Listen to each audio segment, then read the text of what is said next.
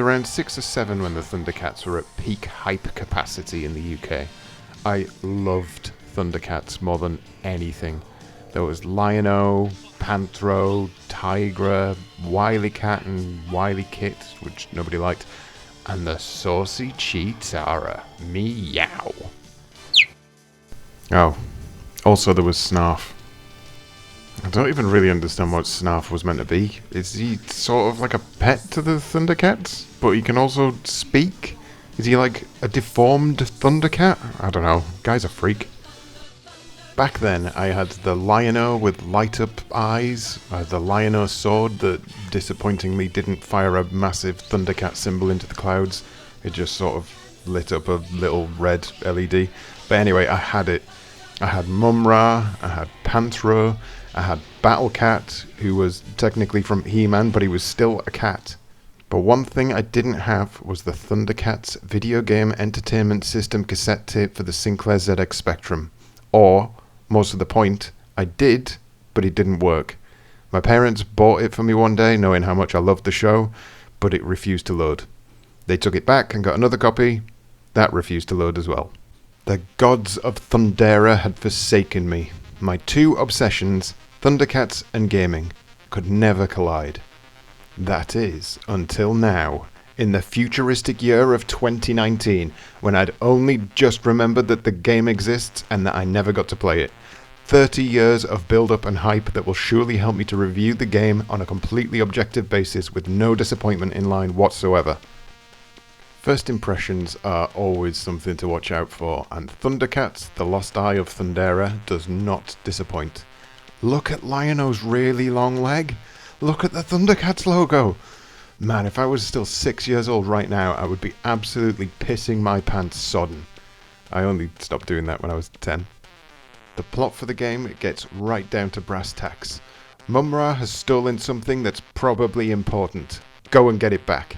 That's the kind of balls-to-the-wall attitude I like in my ThunderCats-based video games. Exposition done, get on with it. No time to explain. Stand back! Now, let me pose a question to you. The target audience for ThunderCats would have been children, right? Early teens at best? What's the best direction to go in when designing a game for this audience? Punishingly difficult side-scrolling arcade beat-em-up. And when I say punishingly difficult, I mean levels of frustration. Enemies are coming at you from all angles. Lion-O is flapping his sword ineffectually. You'll try to jump over things and get hit. You'll try to duck under things and get hit. You'll fight things from the right and get attacked from the left. You'll fight things on the left and get shat on by a big bloody bird thing. Mumra will send every creature on this planet in Lion-O's direction. You cannot defeat me, for I am Mumra. And wherever evil exists, Mumra lives. This game does not care that you are 6 years old, you peasant. ThunderCats wants to drag you kicking and screaming back to that title screen. There are so many enemies on screen at points throughout this game, you won't have room to swing a feral goose. And everything is relentless. I'm getting PTSD just rewatching this. Oh my good god, why is there so much death in the world? Hard though the game is, something was working for me. I kept coming back and trying again. Was it the allure of ThunderCats after all this time? Or was I actually enjoying this tie-in to an 80s TV show I'd long since forgotten? Or had I fallen in love with Lion-O? No. It was none of these things. Okay, it was one of these things. I was enjoying this. This brutal difficulty, while often completely and utterly unfair, was something that I gradually adjusted to. It's a game of total contradictions. You have to keep moving because the enemies infinitely respawn, but if you keep moving without being careful, then you'll end up being hit by an enemy. But if you try to avoid an enemy, you'll probably hit another one. But if you do hit the enemy, you need to do it at the right time so that nothing hits you from behind, and this is an arcade game! There's a rhythm to ThunderCats, a methodical plod to its levels that requires consistently good play to get anywhere with it. It's also a game that has pokes for infinite lives. That's how I got to find out there was a goddamn speeder bike level. I didn't even know the ThunderCats had a speeder bike. Maybe it's just this thing? I don't know. Regardless, this is going to be the best ride of my life. Oh.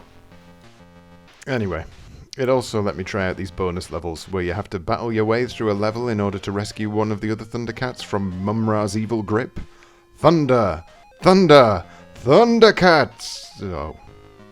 Look, I wouldn't recommend playing through ThunderCats with pokes. The game is challenging, but Infinite Lives just removes that entirely and makes the game a complete slog. You don't care anymore if you're going to get hit, so you just run from one direction to the other, absorbing hits and moving on. Even when the timer runs out, there's no real consequence aside from an annoying skull enemy and a loss of bonus points. Truth is, I couldn't get past the 4th level and I needed more footage of the game. Straight after that, I went back to pokeless gameplay and had my arse handed back to me on a silver platter. And it felt right. ThunderCats is more than just a standard kids cartoon tie-in. It's a standard kids cartoon tie-in with an arcade heart. It's merciless, it's unfair, and it's going to destroy any part of you that makes you think you're good at games. Would I have enjoyed this at 6 years old? Yes, it's got Lion-O in it. Do I enjoy this now as a man who still has an unhealthy requirement to sing the guitar solo from the ThunderCats theme tune? Yes, it's genuinely entertaining. Would you, the viewer, enjoy this game? Well, that's tough to say. If you're from the generation that simply expected to get destroyed by a game before you'd even worked out what the controls were, there's a good chance you'll love this. If you're very particular about strict pattern matching, games that require memorization and learning of enemy placement, you're probably going to have a bad time.